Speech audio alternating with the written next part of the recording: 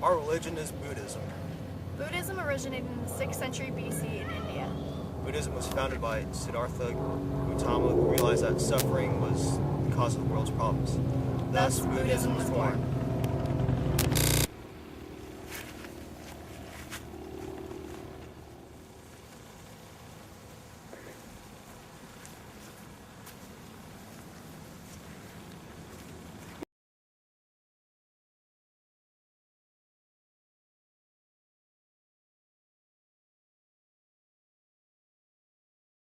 Buddhism's main followers are from Southeast Asia and India.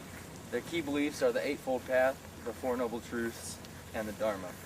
The Buddha believed that if all of these paths were followed, the person would achieve nirvana, a state of enlightenment. The Buddha also believed in karma, which states that if you do something good will happen to you, and if you do something bad will happen. Dharma is the path to nirvana. The Four Noble Truths state that all existence is unsatisfactory and filled with suffering. The root of suffering is defined as clinging or craving, searching to find stability in a shifting world is the wrong way. It is possible to find an end to suffering. The Noble Eightfold Path is a way to find an end to suffering.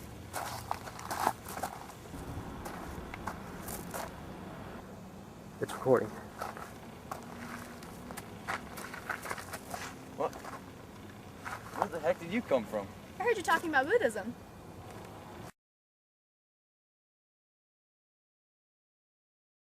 What makes this religion unique is that while it does not have a god, it still believes in achieving things, such as nirvana, and that other religions would need some sort of god. 1391 to 1474. The current Dalai Lama is in its 14th reincarnation. Some interesting customs are that they use prayer wheels, Zen, and meditation. Meditation is when a person tries to achieve Zen, which is inner peace, and requires a person to focus on one thing at a time. For example, like, if a person's brushing their teeth, that's all they can think about. They're not supposed to think about anything else, like, oh, did I leave the stove on, or how did I do on that test, and so forth.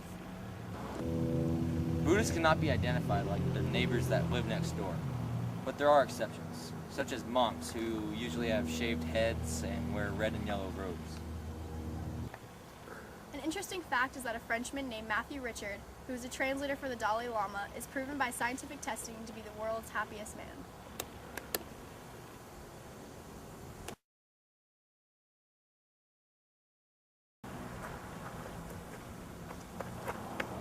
Where did you come from?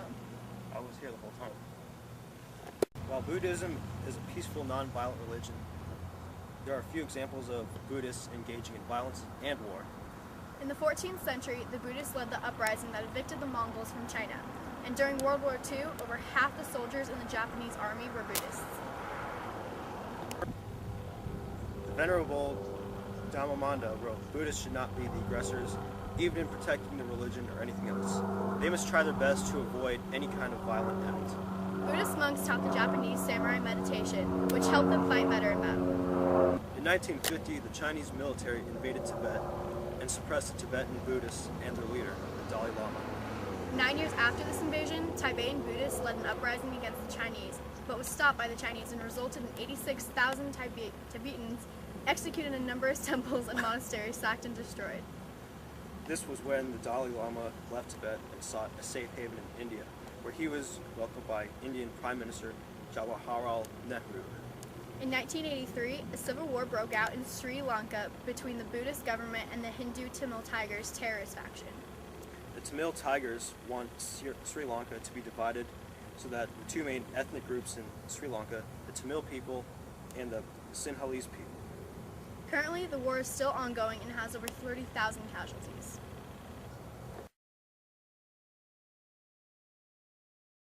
Buddhism has made many contributions to the world.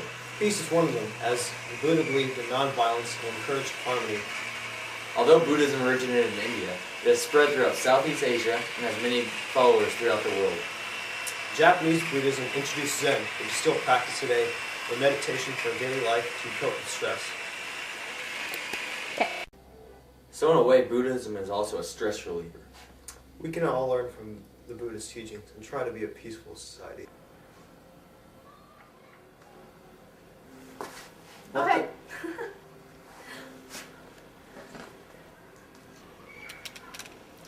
happened after the Buddhist uprising against the Mongols in the 14th century is that the Mongols were defeated and the Tang dynasty swung into motion and Buddhism was welcomed by the Tang government.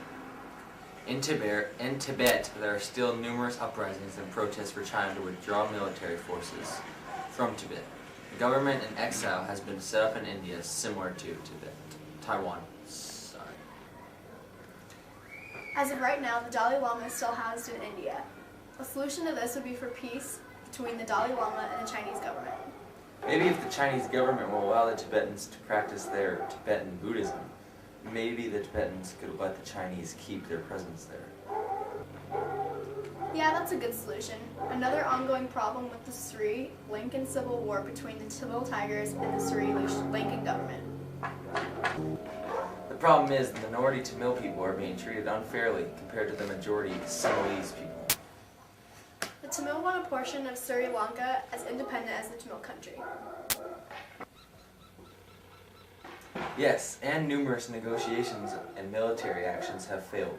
To solve this, maybe the Sinhalese-led government could give equal rights to the Tamil, such as make Tamil an official language in the country and promote Tamil culture. There is a solution. Yeah, let's hope these conflicts get solved.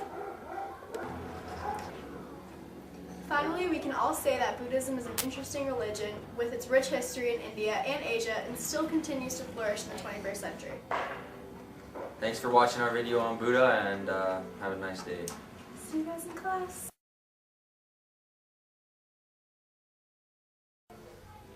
So we're here with Nick. Nick, what do you think about Buddha? Oh, Buddha's pretty cool. I think about him every time I skate here. Thinks about Buddha when he skates? He'll do his face.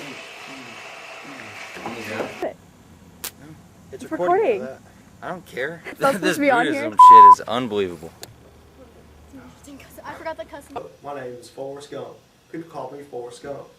I like to go shrimping, I like catfish, and I like my best good friend, Bubba.